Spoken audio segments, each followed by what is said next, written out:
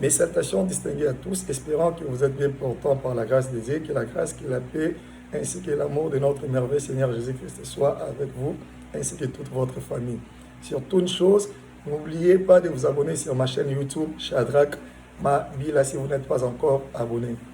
Taguez-moi tous ces gens qui ont vos dettes et qui ne veulent pas vous payer. Taguez-moi ces gens-là. Taguez-moi vos amis, vos connaissances, votre mari, votre femme, tous ces gens-là qui ont des dettes et qui ne veulent pas payer. Taguez-moi ces gens qui aiment s'endetter. Dites-leur de venir écouter ces messages. C'était une façon pour moi d'introduire en disant, aujourd'hui nous allons parler sur les dettes. Je répète, le thème d'aujourd'hui concerne les dettes. J'aimerais d'entrée de jeu décourager ces gens qui vivent dans un style de vie de dette. Atabade faka. En lingala, banyongole kiyo mingi. Donc ce n'est pas une bonne vie. Il y a des gens qui vivent dans un style de vie, dans un mode de vie au-delà de leurs revenus. Les gens qui aiment s'endetter. À la fin du mois, quand ils perçoivent leur salaire, au lieu que ces salaires puissent leur aider à subvenir à leurs besoins, cela c'est pour rembourser des dettes à gauche et à droite. Et tellement que ces dettes sont colossales, les salaires n'arrivent même pas à combler ces vides, cela devient un système ou un cycle. Il est obligé à emprunter, il est obligé à s'endetter à tout moment pour payer, pour subvenir à ses besoins. Donc j'aimerais parler des dettes et j'aimerais décourager ces gens qui ont ce style de vie. La parole de Dieu aussi nous décourage. La parole de Dieu va encore plus loin en disant, en nous montrant que c'est un style de vie à décourager. La parole de Dieu nous dit, quand nous allons lire ce verset, que être endetté était considéré comme une malédiction. Oui, toi qui aimes t'endetter. Dans la parole de Dieu, dans l'Ancien Testament, être endetté était considéré comme une malédiction. La parole de Dieu nous dit ceci, nous lisons dans le livre de Deutéronome chapitre 27, verset 15, et nous lirons encore Deutéronome 27, verset 43 à 45. Deutéronome 27, verset 15.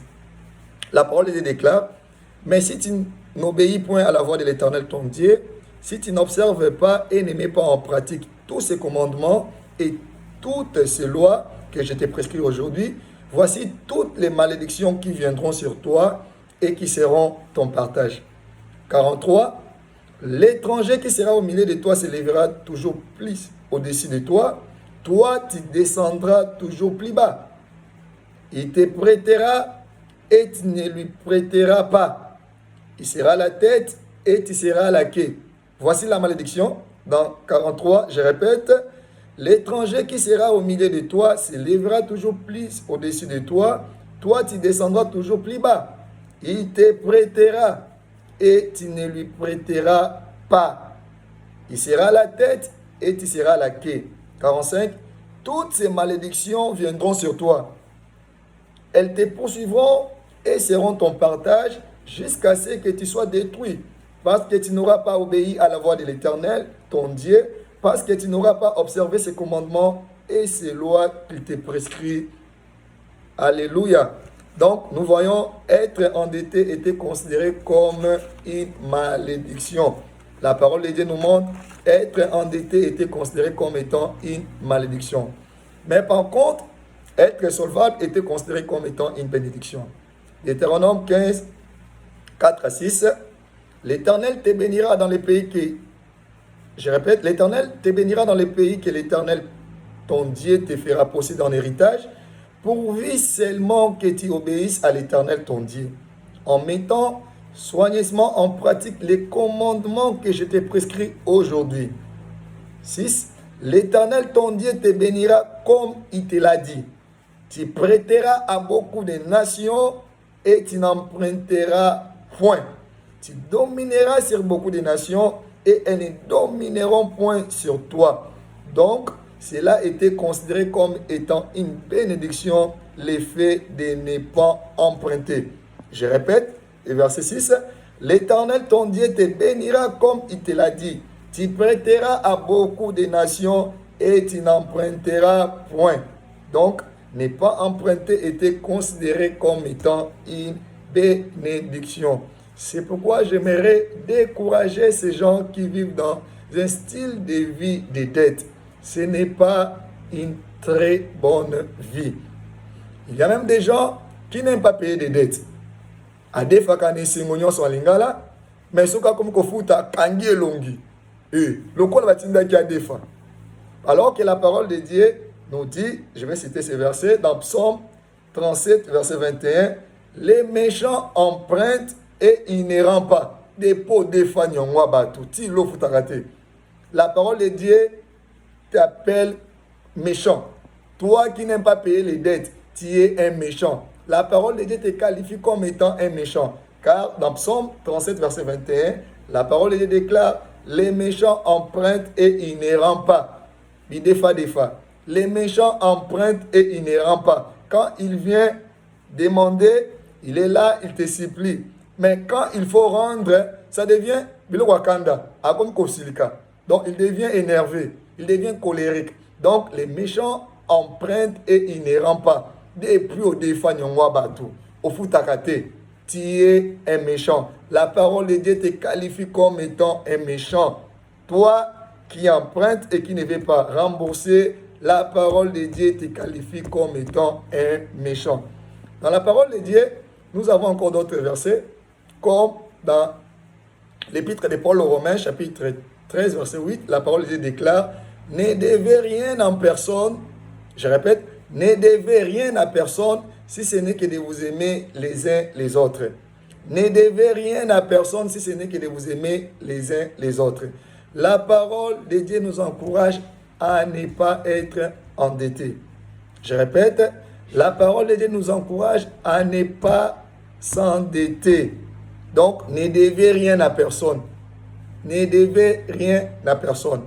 Et il y a même des gens qui sont des esclaves. Vous savez, dans l'Ancien Testament, nous voyons que quand quelqu'un avait la dette, on pouvait venir prendre toute sa famille, sa femme, ses enfants, et faire des esclaves. C'est comme vous allez lire dans le livre des Rois, chapitre 4, verset 1. La parole de Dieu déclare, la femme de la communauté des prophètes cria à Élisée en disant, ton serviteur, mon mari, est mort, et tu sais qu'il craignait l'Éternel, et les créanciers est venu prendre nos deux enfants et faire des esclaves. Pourquoi? Parce que quelqu'un, quand il avait la dette dans l'Ancien Testament, on pouvait venir prendre sa femme, ses enfants et faire des esclaves. Donc, la vie des dettes, c'est une vie d'esclavagisme. Même la parole de Dieu nous décourage cela. La vie des dettes, c'est une vie d'esclavagisme.